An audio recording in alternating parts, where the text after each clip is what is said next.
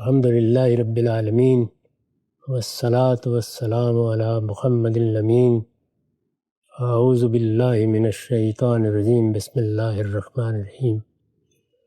خواتین و حضرات، اللہ تعالیٰ کا شکر ہے کہ ہم 1 سال کی مدت پوری کرنے کے بعد پھر اس ادارے کی کارکردگی سن رہے ہیں اور دیکھ رہے ہیں۔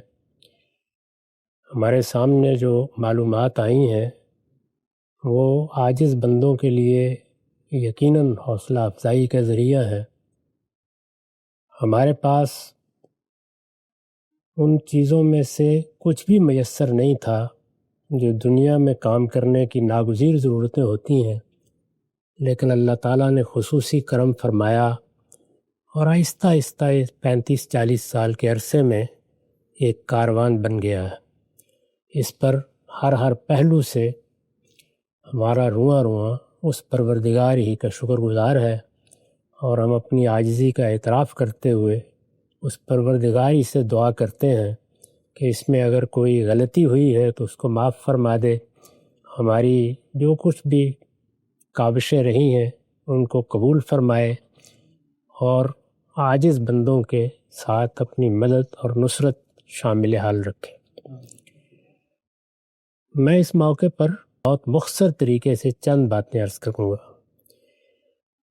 ہمارے سامنے ایک ادارے کی کارکردگی آئی ہے، اس نے کیا کام کیا ہے، اس کے پاس کیا وسائل ہیں، اس کے کیا منصوبے ہیں، اس نے کہاں سے کام شروع کیا تھا، وہ کیا چیزیں پیش نظر رکھتا ہے، اس کی کیا کامیابیاں ہیں۔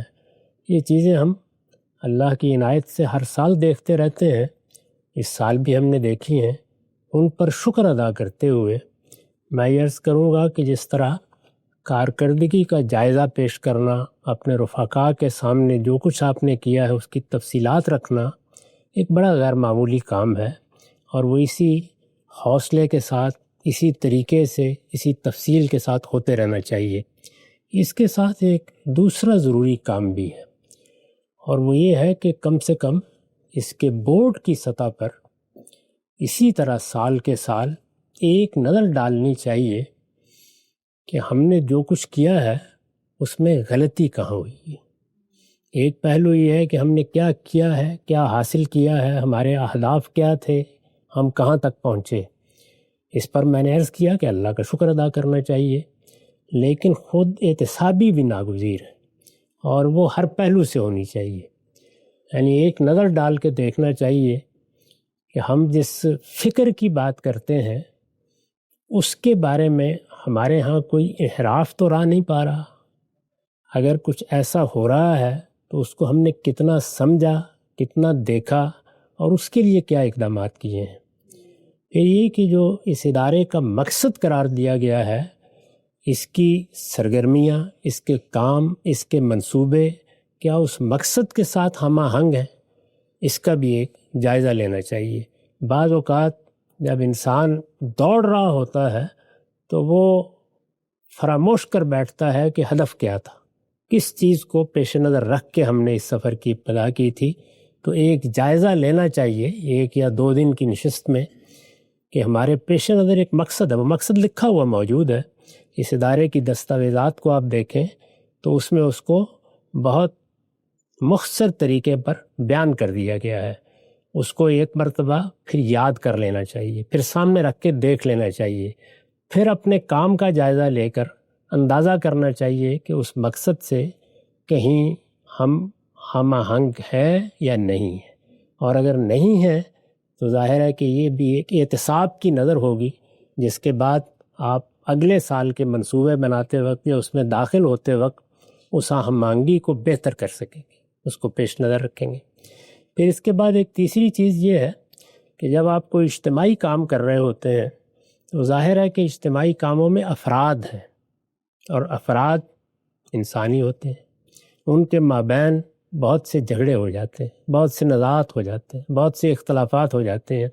تو ایک نظر ڈال کے دیکھنا چاہیے کہ اس طرح کے کوئی مواقع اگر پیدا ہوئے ہیں تو اس میں ہمارے اخلاقی رویے کیا رہے، کیا ہم نے اس موقع پر اللہ تعالیٰ کی ہدایات کو پیش نظر رکھا، ہم نے کہیں حدود سے تجاوز تو نہیں کیا، ہم پر ہمارے سفلی جذبات کا غلبہ تو نہیں ہو گیا۔ ہم نے کسی موقع پر حدود سے تجاوز کر کے دوسرے کے ساتھ زیادتی تو نہیں کر دی. تو ایک نظر اس طرح کی سب چیزوں پر بھی ڈالنی چاہیے. وہ اگرچہ چند واقعاتی ہوتے ہیں لیکن ہو جاتے ہیں، اور دنیا کے بڑے سے بڑے اداروں میں ہوتے ہیں، ہر جگہ ہوتے ہیں. ان پر ایک نظر ضرور ڈال لینی چاہیے، اور اس کا بھی ایک جائزہ پیش کر دینا چاہیے. جس طریقے سے آپ ایک جائزہ پیش کرتے ہیں، یہ کام ہوا، یہ منصوبے بنے، یہ چیزیں ہمارے پیش نظر رہیں، یہ بھی دکھانا چاہیے کہ ہم نے جب ان نزاعات کا جائزہ لیا تو ہمیں یہ اندازہ ہوا کہ فلاں جگہ پر ہم حدود میں نہیں رہے، فلاں جگہ ہماری گفتگو متوازن نہیں رہی، فلاں جگہ پر ہم نے کوئی غلط اقدام کر دیا، کسی دوسرے پر کوئی تہمت لگا دی، کسی کے ساتھ کوئی زیادتی کر دی، تو اپنا اخلاقی جائزہ اس پہلو سے بھی لے کے دیکھنا چاہیے. اسی طرح جو لوگ اس ادارے کو چلا رہے ہیں، اس کے ذمہ دار لوگ ہیں، ان کے علم میں ہے کہ یہ کام وہ فی سبیل اللہ کر رہے ہیں، اللہ کی راہ میں کر رہے ہیں، اللہ کی راہ میں کر رہے ہیں، اللہ کے لیے کر رہے ہیں. یہ توقع کرتے ہیں کہ ان کو اس کام میں اللہ کی نصرت حاصل ہوگی. قرآن مجید نے یہی تعبیر اس کے لیے اختیار کی ہے. تو کیا انہوں نے اجتماعی کاموں میں اور اجتماعی معاملات میں اللہ تعالیٰ کی ہدایات کو پیش نظر رکھا ہے؟ وہ ہدایات دو لفظوں میں قرآن مجید نے بیان کر دی ہیں کہ جب تم کسی اجتماعی کام کو لے کر چلتے ہو تو دو چیزوں کو ہمیشہ پیش نظر رکھو. سورہ نساء میں جب مسلمانوں کی پہلی اجتماعیت وجود میں آ رہی تھی تو دو لفظوں میں اللہ تعالیٰ نے بیان کر دی، ان تودوا الامانات الی اہلہا. کیا تم نے لوگوں کو ذمہ داریاں دیتے وقت ان کی اہلیت کے مطابق فیصلے کیے ہیں، یا تمہارے تعصبات، تمہارے جذبات، تمہارے ہاں کسی شخص کا اثر و رسوخ وہ فیصلہ کن ثابت ہوا ہے؟ تو تمہارے فیصلوں کی بنیاد کیا رہی ہے؟ میرٹ رہا ہے، اسی پر تم نے فیصلے کیے ہیں؟ تو ایک نظر ڈال کے ضرور دیکھ لینا چاہیے کہ کہیں غلطی ہوئی ہو. ضروری نہیں کہ غلطی جانتے بوجھتے ہو، بعض اوقات نادانستہ بھی ہو جاتی ہے، تو اس پر بھی ایک نظر ڈال کے ضرور اپنا احتساب کر لینا چاہیے کہ ہم نے اس اصول کو ملحوظ رکھا ہے. اور دوسری بات اللہ تعالیٰ نے فرمائی ہے کہ جو معاملات بھی تمہیں پیش آئے اس میں دیکھو کہ اذا حکمتم بین الناس ان تحکموا بالعدل، کہ تم نے اگر کسی معاملے میں کوئی فیصلہ سنانا پڑا ہے، کوئی رائے دینی پڑی ہے، تمہیں حکم بننا پڑ گیا ہے، کسی نظام میں کوئی رائے دینی پڑی ہے، تو اس موقع کے اوپر کسی کا اثر و رسوخ قبول کر لیا ہے، کسی کی ترجیحات کو ملحوظ رکھا ہے، یا عدل اور انصاف کے ساتھ معاملہ کیا ہے، جس کا آخری درجہ وہی ہے جو سورہ نساء اور سورہ مائدہ میں اللہ تعالیٰ نے بیان کیا کہ ہر حال میں عدل کرنے والے بنو. یا ایھا الذین آمنوا کونوا قوامین للہ شہداء بالقسط. انصاف کی بات کرو، خواہ تمہیں وہ اپنے والدین کے خلاف کرنی پڑے، اپنے خلاف کرنی پڑے، اپنے اعزاء اقربا کے خلاف کرنی پڑے.